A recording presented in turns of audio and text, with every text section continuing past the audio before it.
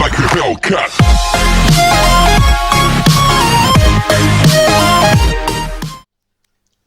Hello and welcome back to the channel where we are once again doing another Saturn review. If I don't sound right, it's because I'm suffering from the effects of COVID, but I thought I'm doing this review anyway. I'd already recorded the footage and I was determined to go ahead with my review of Shining Force 3 Part 1. So that was the only one that came out in the PAL region. Now I will cover Part 2 and Part 3 once I played through them. This game came out very late in the Saturn's life in the PAL region. It came out in the June of 1998, so it was pretty much one of the final games to be released over here. Many people hold it in massive high regard. I originally had it a very long time ago and I never really got into it, so I thought now I've got it back, I'm going to play it from start to finish. I'm much more mature as a gamer now, so I'm able to play any game I want and sit there and put myself through it, old or new. So I thought Shining Force 3, let's do it. So let's go and take a look at my review of Shining Force 3 Part 1. So before I start talking about the storyline and how the game is set up, I really want to say that as soon as you turn this game on, you get this feeling, this element of it being a great vast game before you've even played it. If you can tell what I mean by that, and usually if you're an RPG fan, you probably know what I mean. The FMV intro is probably one of my favourites of any Saturn game. It's got great music and it sets the scene for the game right from the get-go. You see Symbiosis lining up with its body, and it really is a fantastic FMV video.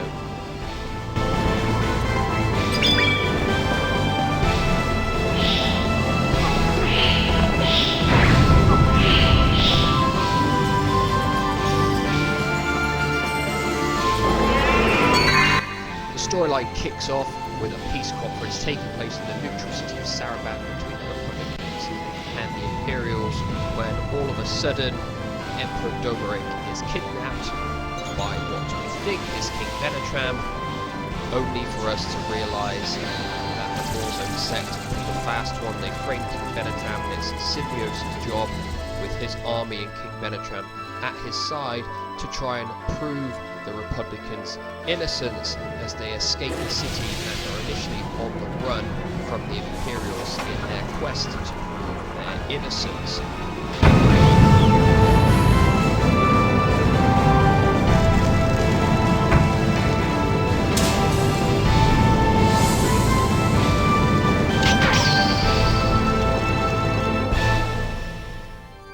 Now I want to start by saying that a lot of people class this game as a strategy game, and without a doubt this is much more of a traditional RPG than any kind of strategy game at all. It really is traditional RPG stuff where you're going around the towns, exploring, talking to all the people, finding items in all kinds of places, that kind of thing.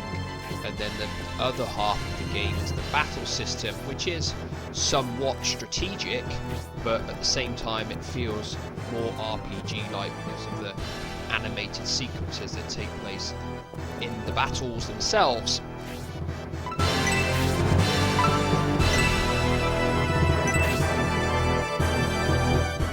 So I guess we better get on to the nitty-gritty of the game, and we will start with the graphics like I usually do.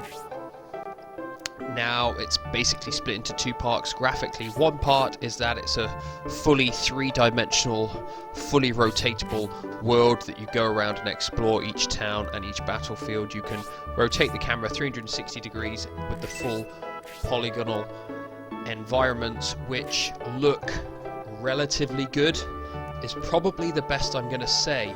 Now this game came out in June of 1998 here in the UK. Now we had seen some pretty big advances in graphics in terms of that period of time. It's about the time that Gran Turismo and Metal Gear Solid were going to come out. We'd already seen Final Fantasy VII the previous year, so the graphics engine that Shining Force 3 possesses wasn't that impressive for then, and so it's not that impressive. Now, again, it's not terrible. It's relatively good for a 3D Saturn game, but if you think Grandia came out in Japan only a week apart from Shining Force 3, at the tail end of 1997, and Grandia was a fair bit better looking in terms of the environments and the sprites of the characters, it makes you think that Shining Force 3 just doesn't quite look as good as it could. The sprites in particular of the characters in the 3D environments, I don't think they're particularly well detailed. If you compare them with Grandia or even Dark Savior, which has some fantastic sprite work, doesn't seem that impressive, which is a shame. But when you get into battles, you've got the three-dimensional animations for all your attacks, spells, special attacks, summons, and when you use items as well. Now this adds variety to it, without a doubt. A lot of people harp on about this part, saying, oh, it looks amazing, it looks brilliant, which is okay, but again, the polygon count on these characters, I don't think it's particularly impressive backgrounds.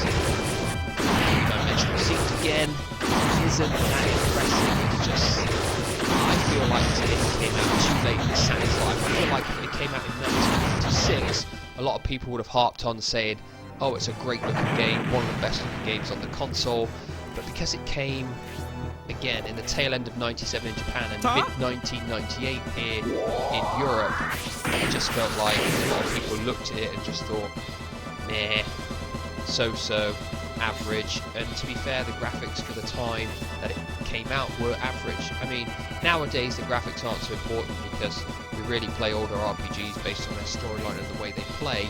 But again, graphics for the time, not that impressive.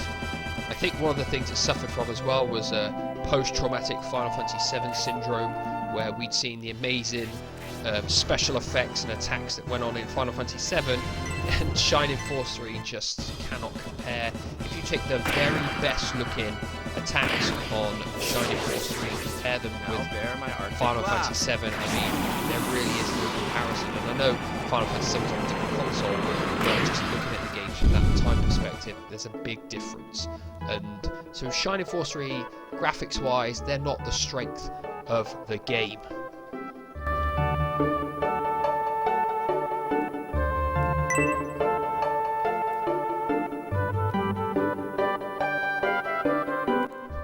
So in terms of sound and music, everything in Shining Force 3 is perfectly good. I would definitely say it's a strength of the game, the quality of what's here. The downside being that a lot of the music is recycled from town to town, whereas a lot of other RPGs would have distinct themes for different towns. Shining Force 3 recycles the same music for different towns and different battles and stuff, which is a little bit disappointing if I'm honest, but what is here is very good and it will eventually stick in your head. Perhaps not quite so much as some other RPGs, but definitely the music in Shining Force 3, I was going to say Final Fantasy 3 then, but the music in Shining Force 3 is definitely amicable, it's acceptable, and it is relatively good.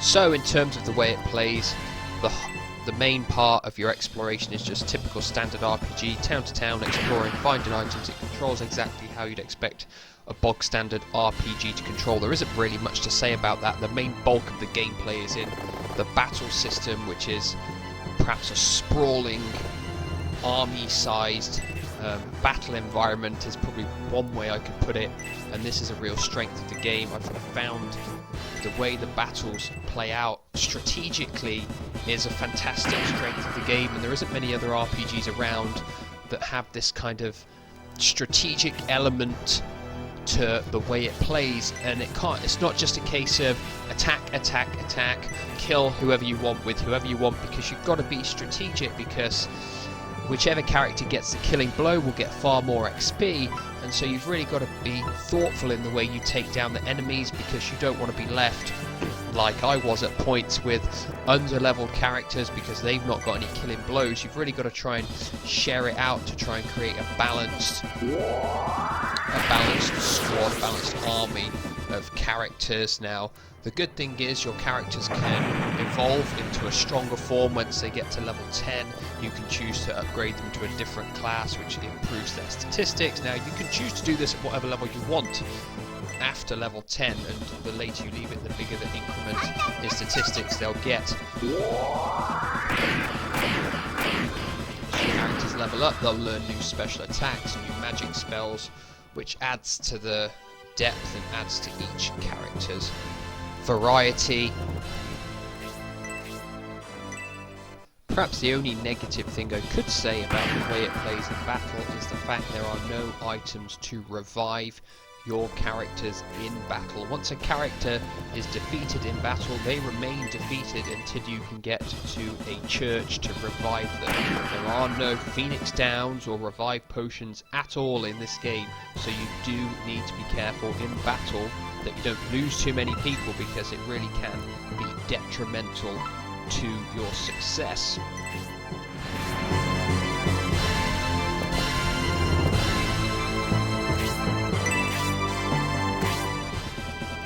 So in terms of the lifespan of the game, there is definitely at least 30 hours of gameplay here, possibly 40 if you really want to level up each of the characters individually, and there are lots of characters in the game to get. There are obviously your main characters, but there are several additional characters that you can pick up along the way as well. Now, the depth of character for each character kind of varies, because some of them are integral to the story, but then several ones that you pick up don't really have any story or background to them whatsoever, and they tended to be the ones that I didn't use in my party, and I really just leveled them up a little bit towards the end of the game just so that they were useful for the last battle.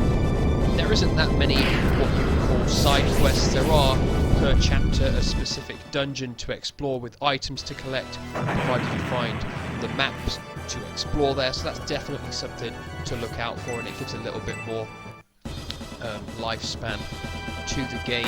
I definitely would say it is a standalone game by itself. Part 1, lots of people try and say, oh no, you have to include Shining Force 1, Part 1, Part 2 and Part 3, and they make one whole game together. Yes, they carry on from one another, but they are 3 individual games. That's something that I would stress.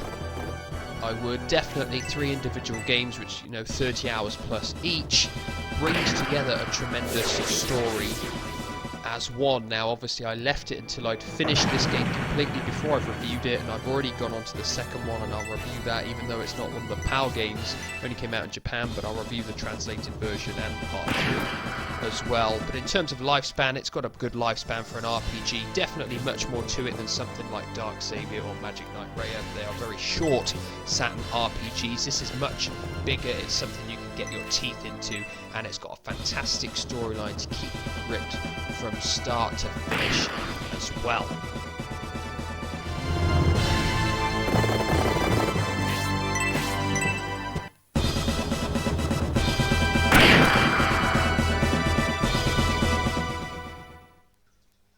Well, that was Shining Force 3 Part 1.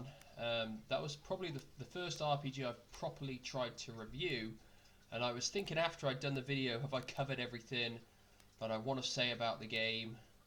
Because RPGs are big, massive, drawn-out games, so to do a thorough review takes a massive long time, and I don't want to drag it out and make it too boring.